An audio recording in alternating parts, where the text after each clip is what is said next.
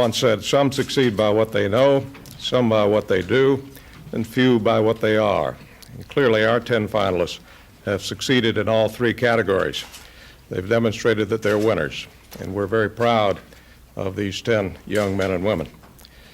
Given that this is such an extraordinary group, it was not easy to decide who gets to fly in the shuttle next January, our first citizen, private citizen, in space. But I'm confident that when the shuttle lifts off, our winning candidate will soar with it right into the hearts and minds of young people around the country, indeed around the world. We've won one, I think, for American teachers everywhere and also all Americans. Our final decision was based on who best met the criteria we laid out at the beginning: originality and creativity, dedication to the teaching profession, a high degree of community involvement, and an ability to communicate the spaceflight experience. We aim to keep our winner and backup candidate very busy in the coming months, training for the flight. But we also will ask the other 8 finalists to get involved in the space program as well, mainly because we think they're all too good to let them get away. Over the coming weeks, we'll use their talents to help design lessons and demonstrations on spaceflight to be conducted by the winning candidate aboard the shuttle next January. Some will be broadcast live, others will be filmed, but all will be shown in classrooms throughout America. And over the coming year, we aim to put them to work at NASA centers and at our headquarters to assist with educational endeavors and activities. At NASA, we have always believed that we must aim high if we are to reach the stars. We are continuing in that tradition with the Teacher in Space project. With it, we hope to communicate to the millions of young people throughout America some of the wonders and mysteries of spaceflight. We also hope to help to restore prestige to the noble profession of teaching, something of which it's been robbed a little bit in recent years. We also hope to strengthen our ties to the educational community to ensure that our high adventure in space will continue to inspire young people everywhere. Over the past few weeks, our 10 finalists have lived and worked together.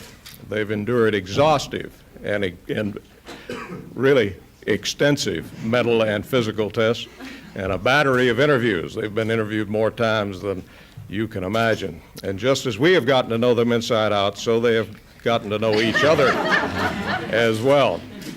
They were competitors, of course, but I think they have now become a family. And if in my final word to them, I would like to offer them Shakespeare's advice: do as adversaries do in law, strive mightily, but then eat and drink as friends. And may you always remain friends, always, and I think you shall, having had this common experience.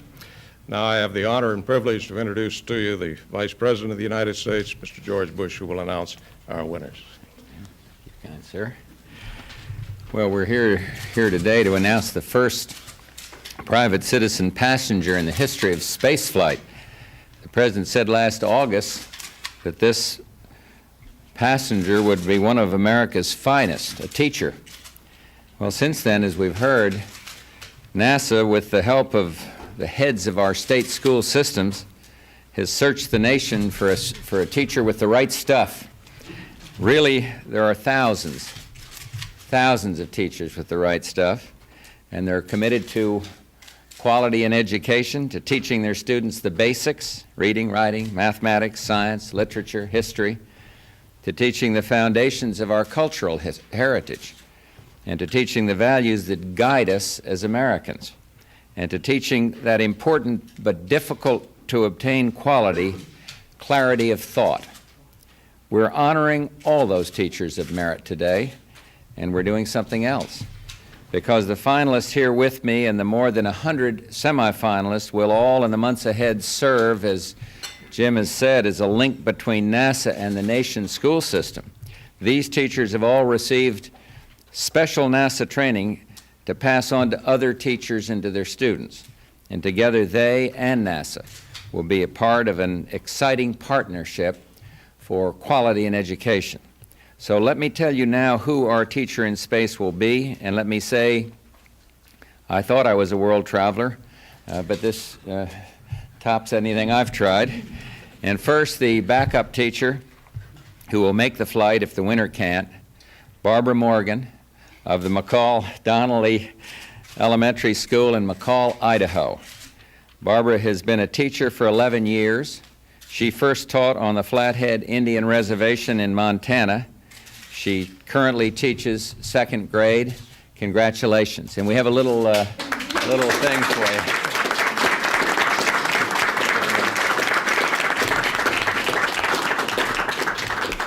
And the winner, the teacher who will be going into space, Krista McAuliffe. Is that you?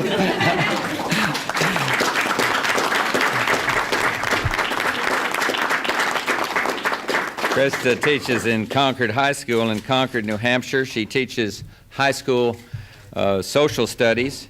She's been teaching for 12 years. She plans to keep a journal of her experiences in space.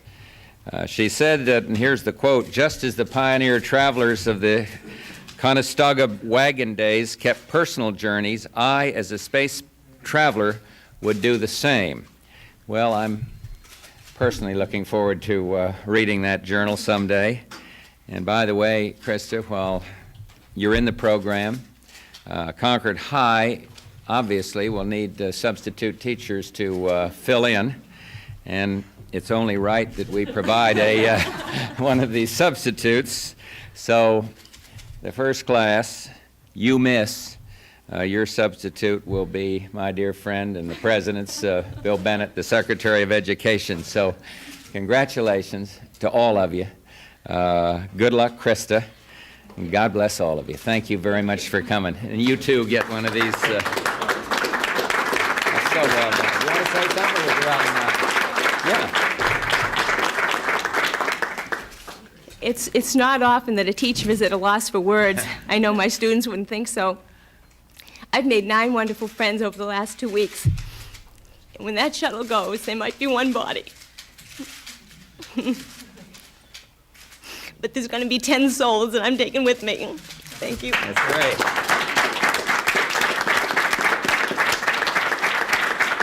That's pretty well done. Well, it's nice to be with all of you. It's lovely. It's lovely. Nice to see you. Nice to see you all. Great. Well done. Oh, thank you very much.